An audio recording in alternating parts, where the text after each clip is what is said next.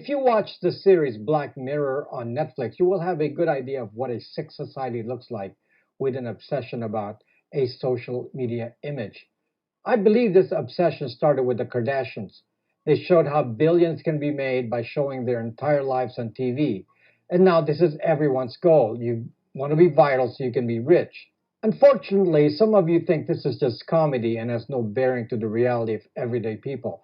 But a social score is no joke. A social score is used to control a population, which is, of course, China's goal. Later on, as we discuss the effects of social credit as planned in China and surreptitiously implemented in the US, you will start to understand that a social score can only be created because there's a lot of data collected about each of us, collected by Google, Facebook, and others. We'll get back to this. All of us have some experience with a long term social score that is probably most developed in the US.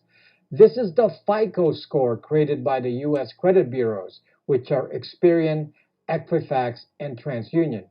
It's good to study the effects of this because this FICO score, in effect, shapes the financial behavior of people, at least here in the US. Especially now with the constant move to a cashless society, we're locked in even more to conformity with what the FICO score tells us to do. One of the behaviors rewarded by a FICO credit score is, of course, to always borrow money, but not to borrow in excess so you can't pay it back. In other words, to simplify this for you, whether or not you need to use credit, the system is rigged so that banks make money from interest and borrowing money is required if you want to have a good credit score. If your credit score is lower because you didn't borrow money, you pay up anyway because those with a lower credit score pay higher interest rates. A crazy rigged system. So if you